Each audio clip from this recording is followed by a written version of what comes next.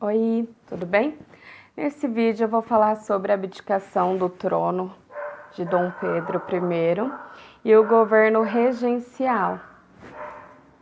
Em 1826, Dom João VI, que era pai de Dom Pedro I, ele morre lá em Portugal e automaticamente o seu filho mais velho que entra no seu lugar e é o seu sucessor. No caso era Dom Pedro I, mas Dom Pedro estava no Brasil. Então, através de um golpe, o irmão dele, que era mais novo, chamado Dom Miguel, que entra em seu lugar no governo lá em Portugal. Só que Portugal entra em crise e aí Dom Pedro é obrigado a ir embora do Brasil, né? E aí ele deixa o trono do Brasil, ele abdica do trono do Brasil e em seu lugar ele deixa seu filho de apenas 5 anos.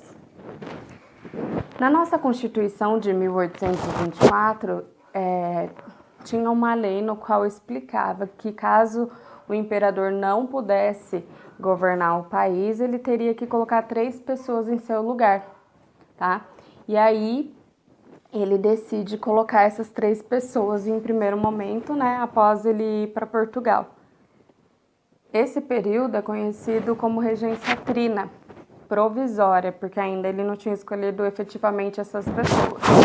Depois de um tempo, já escolhe as 3 pessoas permanentes e o Brasil entra numa tremenda crise econômica. Por quê?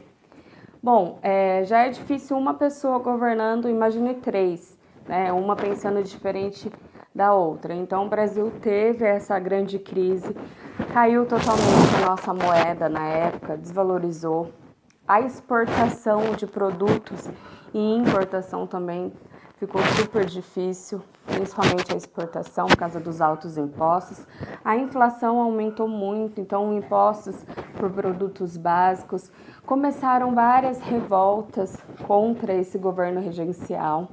E aí as pessoas que participavam da política, que são os conservadores, os liberais, que eu já expliquei no outro vídeo, eles se reuniram e fizeram um congresso, uma reunião, uma assembleia para decidir o que eles iam fazer com o Brasil.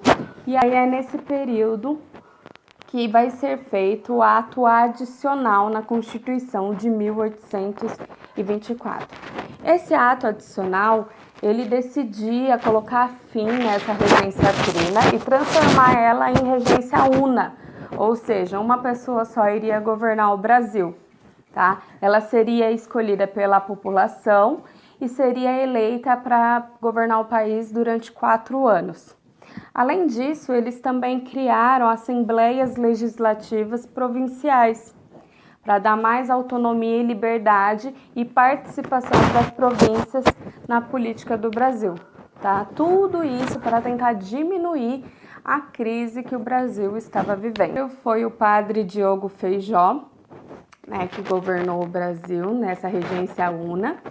Ele foi muito conservador. Ele ficou conhecido por ter feito a Guarda Nacional no Brasil. Essa Guarda Nacional é como se fosse o Exército.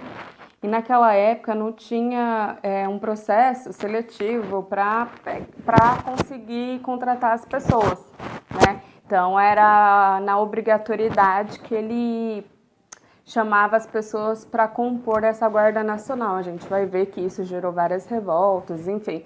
Então, o padre, ele foi rígido, fez a Guarda Nacional, que é muito importante, e durou 4 anos o seu governo. Depois, quem entra é Pedro Araújo Lima, né, que também era muito conservador. Ele não aceitava nenhuma oposição do seu governo. Ele procurou combater toda a oposição do governo. E é muito importante destacar que durante o governo dele, ele tirou toda a liberdade que as províncias tinham na hora de governar. Então, a partir desse momento, ele que escolhia quem ia tomar conta da província ou não, o que ele decidia era o que tinha que ser feito, tá? Então, aquelas assembleias legislativas provinciais foram anuladas por ele. Então, é muito importante.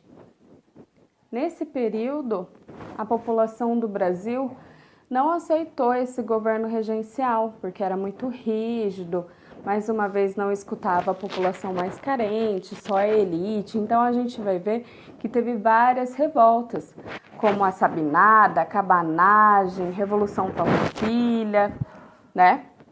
A Sabinada, etc. Então no próximo vídeo eu vou falar para vocês um pouquinho dessas revoltas. Fiquem ligados.